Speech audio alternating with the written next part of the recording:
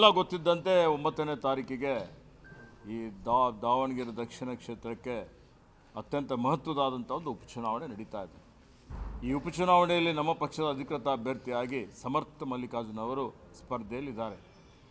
ನಾನು ಸುಮಾರು 3 ದಿವಸಗಳಿಂದ ದಾವಣಗೆರೆಯಲ್ಲಿ ಪ್ರಚಾರ ಮಾಡ್ತಾ ಇದ್ದೇನೆ.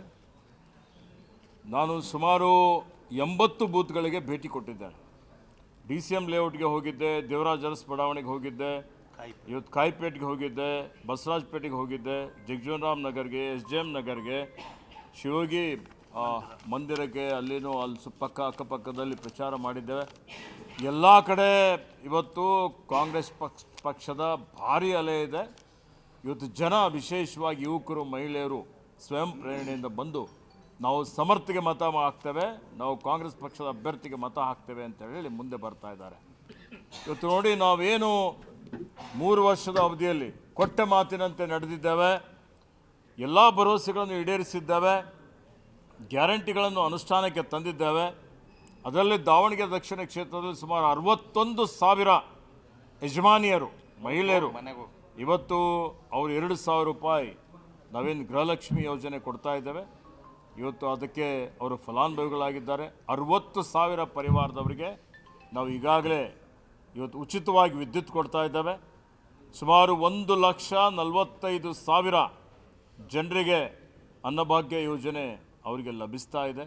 ಯಾವುದೇ ಮಧ್ಯವರ್ತಿಗಳಿಲ್ಲದೆ, ದಲ್ಲಾಳಿಗಳಿಲ್ಲದೆ, ಭ್ರಷ್ಟಾಚಾರ ರಹಿತವಾಗಿ ನೇರ ವರ್ಗಾವಣೆ ಮುಖಾಂತರ ಇವತ್ತು ಎಲ್ಲ ಸಮುದಾಯದ ಜನರಿಗೆ ಆ ಶಕ್ತಿಯನ್ನು ತುಂಬಿಸುವಂಥದ್ದು, ಅವರ ಕೊಳ್ಳುವ ಸಾಮರ್ಥ್ಯ ಜಾಸ್ತಿ ಮಾಡುವಂಥದ್ದು, ಅದರಿಂದ ಆರ್ಥಿಕತೆಗೆ ಒಳ್ಳೆಯದಾಗುವಂಥ ಕೆಲಸ ಕಾರ್ಯವನ್ನು ನಮ್ಮ ಸರ್ಕಾರ ಮಾಡ್ತಾ ಇದೆ. ಈ ಕಾರಣಕ್ಕಾಗಿ ಇವತ್ತು ಸುಮಾರು 1 ಕೋಟಿ ಜನ ಬಡತನ ರೇಖೆಯಿಂದ ಮೇಲೆ ಬಂದಿದ್ದಾರೆ ಅನ್ನುವಂಥ ಒಂದು ಮಾತನ್ನು ಹೇಳಲಿಕ್ಕೆ ಬಯಸ್ತಾ ಇದ್ದೀನಿ. ಇಡೀ ದೇಶದಲ್ಲಿ ಎಲ್ಲಕ್ಕಿಂತ ಹೆಚ್ಚಿಗೆ ತಲಾ ಆದಾಯ ಕರ್ನಾಟಕ ರಾಜ್ಯದಿದೆ ಅಂತ ಹೇಳಿದರೆ ನಾವು ಗ್ಯಾರಂಟಿ ಅನುಷ್ಠಾನಕ್ಕೆ ತಂದಂಥದ್ದು. ಜೊತೆಯಲ್ಲಿ ಇವತ್ತು ನಮ್ಮ ವಯೋವೃದ್ಧರು, ಮಾಜಿ ನಮ್ಮ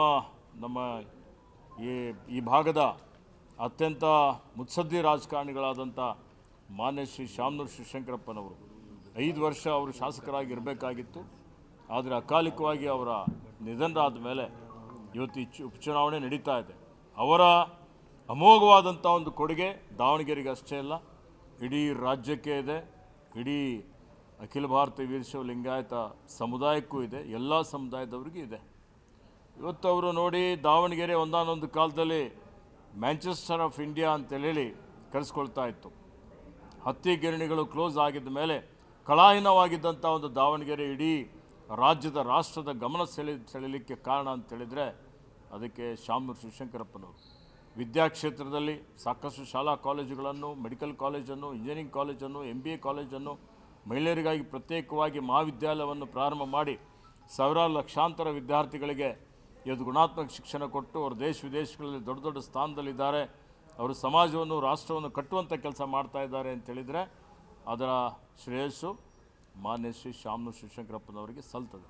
ಚಿತ್ರದುರ್ಗದ ಒಂದು ಸಣ್ಣ ತಾಲೂಕಾ ಕೇಂದ್ರವಾಗಿದ್ದಂಥ ದಾವಣಗೆರೆಗೆ ಜಿಲ್ಲಾ ಕೇಂದ್ರವನ್ನಾಗಿ ಮಾಡಿ ಇವತ್ತು ಚಿತ್ರದುರ್ಗಕ್ಕಿಂತಲೂ ಇವತ್ತು ಹೆಚ್ಚಿನ ಅಭಿವೃದ್ಧಿ ಮಾಡಿದಂಥದ್ದು, ಹೆಚ್ಚಿನ ಇವತ್ತು ಅದಕ್ಕೆ ಬಲ ತಂದುಕೊಟ್ಟಂಥ ಕೀರ್ತಿನೂ ಶಾಮನೂರು ಶಿವಶಂಕರಪ್ಪನವರಿಗೆ ಸಲ್ತದೆ.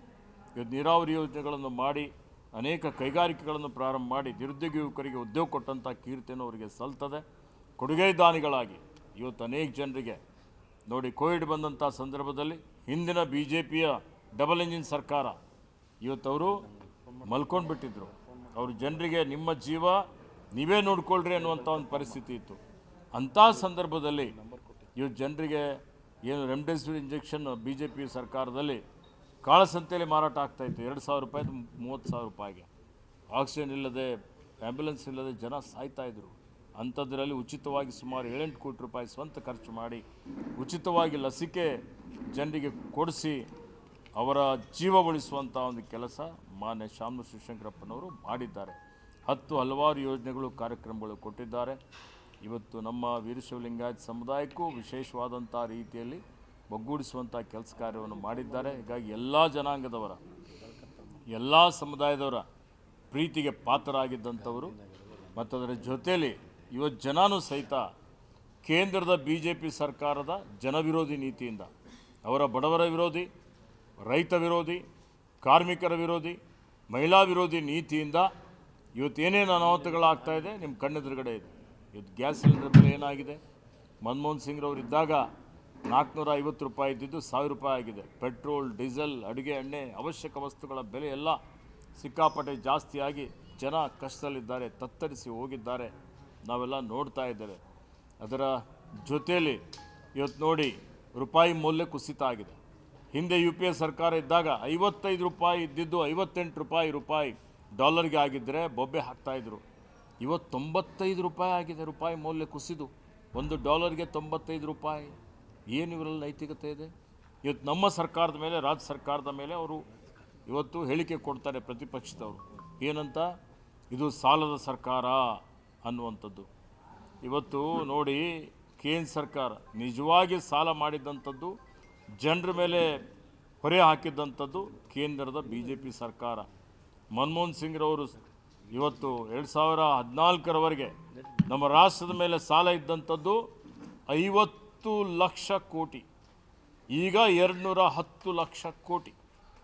ಅಂದರೆ ನೋಡಿ, ಪ್ರತಿಯೊಬ್ಬರ ನಮ್ಮ ಇವತ್ತು ದೇಶವಾಸಿಗಳ ಮೇಲೆ, ಎಲ್ಲರ ಮೇಲೆ ಸಾಲದ ಹೊರೆ ಹಾಕಿ ಇವತ್ತು ಬಡ್ಡಿನೇ ಪ್ರತಿ ವರ್ಷ 14 ಲಕ್ಷ ಕೋಟಿ ಕಟ್ಟಬೇಕು ಅವರು. ನಮ್ಮ ರಾಜ್ಯದ 3 ವರ್ಷದ ಆರ್ಥಿಕತೆ ಅಂತ ಹೇಳ್ಬೋದು, ಬಜೆಟ್ ಅಂತ ಹೇಳ್ಬೋದು ಇವತ್ತು. ಅದಕ್ಕೆ ಅವರು ಯಾವ ಮುಖ ಹೊತ್ತುಕೊಂಡು ಮತ ಕೇಳ್ತಾ ಇದ್ದಾರೆ? ನಮ್ಗೆ ಹೇಳ್ತಾರೆ. ಅವ್ರಿಗೆ ನೈತಿಕತೆ ಇದೆಯಾ? ಅವರು ಆಲೋಚನೆ ಮಾಡಬೇಕಲ್ಲ. ಅವರು ರಾಜ್ಯದ ಮೇಲೆ ಪ್ರಹಾರದ ಮೇಲೆ ಪ್ರಹಾರ ಮಾಡ್ತಾ ಇದ್ದಾರೆ.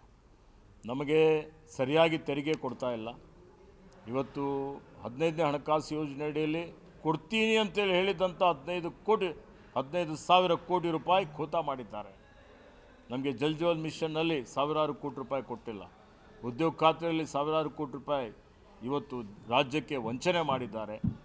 ಇವತ್ತು ಈ ರೀತಿಯಲ್ಲಿ ಇವತ್ತು ರಾಜ್ಯ ಸರ್ಕಾರಗಳಿಗೆ ದುರ್ಬಲ ಮಾಡಿ ಇವತ್ತಿರುವಂಥ ಒಕ್ಕೂಟದ ವ್ಯವಸ್ಥೆಯನ್ನು ಹಾಳು ಮಾಡಿ ಈ ದೇಶದ ಏಕತೆ, ಅಖಂಡತೆ, ಸಮಗ್ರತೆಗೆ ಧಕ್ಕೆ ತರುವಂಥ ಒಂದು ಕೆಲಸ ಕೇಂದ್ರದ BJP ಸರ್ಕಾರ ಮಾಡ್ತಾ ಇದೆ. ಜನ ಅರ್ಥ ಮಾಡಿಕೊಳ್ತಾ ಇದ್ದಾರೆ. ಹೀಗಾಗಿ ಚುನಾವಣೆಯಲ್ಲಿ 2 ಕ್ಷೇತ್ರಗಳಲ್ಲಿ, ಇವತ್ತು ದಾವಣಗೆರೆಯಲ್ಲಿ ಮತ್ತು ಬಾಗಲಕೋಟೆಯಲ್ಲಿ 2 ಕಡೆ ಇವತ್ತು ಕಾಂಗ್ರೆಸ್ ಪಕ್ಷದ ಅಭ್ಯರ್ಥಿ ಗೆದ್ದೇ ಗೆಲ್ತಾರೆ. ಮಾನ್ಯ ಮಲ್ಲಿಕಾರ್ಜುನರವರು ಉಸ್ತುವಾರಿ ಸಚಿವರಾಗಿ ಉತ್ತಮವಾಗಿ ಅಭಿವೃದ್ಧಿ ಮಾಡ್ತಾ ಇದ್ದಾರೆ, ಸೇವೆ ಮಾಡ್ತಾ ಇದ್ದಾರೆ. ಅವರ ಧರ್ಮಪತ್ನಿಯಾದಂಥ ಶ್ರೀಮತಿ ಪ್ರಭಾ ಮಲ್ಲಿಕಾರ್ಜುನ್ ಅವರು ಸಹಿತ ಸಂಸತ್ತಿನಲ್ಲಿ ರಾಷ್ಟ್ರದ ಗಮನ ಸೆಳೆಯುವಂಥ ಪ್ರಶ್ನೆಗಳನ್ನು ಕೇಳ್ತಾ ಇದ್ದಾರೆ. ಹೀಗಾಗಿ ಈ ಒಂದು ಪರಿವಾರ ಸಮಾಜ ಸೇವೆಗಾಗಿ ತನ್ನನ್ನು ತಾನೇ ತೊಡಗಿಸಿಕೊಂಡಿದೆ. ಇವರು ಖುದ್ದಾಗಿ ಶ್ರೀಮಂತರಾಗಿ ಇವತ್ತು ಆರಾಮಾಗಿರ್ಬೋದು, ಆದರೆ ರಾಜಕೀಯದಲ್ಲಿ ಬಂದು ಜನರಿಗೆ, ಬಡವರಿಗೆ, ಇವತ್ತು ಕಷ್ಟದಲ್ಲಿದ್ದಂಥವರಿಗೆ ಸೇವೆ ಮಾಡಬೇಕು ಅನ್ನುವಂಥ ಒಂದು ಭಾವನೆಯಿಂದ ಇವತ್ತು ರಾಜಕೀಯದಲ್ಲಿ ಧುಮುಕಿದ್ದಾರೆ. ಹೀಗಾಗಿ ಜನ ಅರ್ಥ ಮಾಡಿಕೊಂಡಿದ್ದಾರೆ. ನಾನು ಈಗಾಗಲೇ ಎಲ್ಲ ಕಡೆ ಪ್ರಚಾರ ಮಾಡಿದ್ದು, ಜನರ ಒಂದು ಏನು ಭಾವನೆಗಳು ನೋಡಿಕೊಂಡು ನನಗೆ ಸಂಪೂರ್ಣ ವಿಶ್ವಾಸ ಇದೆ, ಭರವಸೆ ಇದೆ. ನಮ್ಮ ಅಭ್ಯರ್ಥಿ ಸಮರ್ಥ ಮಲ್ಲಿಕಾರ್ಜುನ್ ಅವರು ಕನಿಷ್ಠ 50,000 ಮತಗಳಿಗಿಂತಲೂ ಹೆಚ್ಚಿನ ಮತಗಳಿಂದ, ಶಾಮನೂರು ಅಣ್ಣನವರು ಏನು ಮತದಿಂದ ಗೆದ್ದಿದ್ದರು, ಅಂತರದಿಂದ ಗೆದ್ದಿದ್ದರು, ಅದರ ದುಪ್ಪಟ್ಟು ಅಂತರದಿಂದ ಮಾನ್ಯ ಸಮರ್ಥ ಅವರು ಗೆಲ್ತಾರೆ. ಅವರಿಗೆ ದಾವಣಗೆರೆ ದಕ್ಷಿಣ ಕ್ಷೇತ್ರದ ಮತದಾರರು ಆಶೀರ್ವಾದ ಮಾಡಬೇಕು, ಎಲ್ಲರೂ ಅವರಿಗೆ ಸಹಕಾರ ಮಾಡಬೇಕು ಅಂತೇಳಿ ತಮ್ಮ ಮುಖಾಂತರ ನಾನು ಜನರಲ್ಲಿ ವಿನಂತಿಯನ್ನು ಮಾಡಿ ಎಲ್ಲರಿಗೆ ಧನ್ಯವಾದಗಳನ್ನು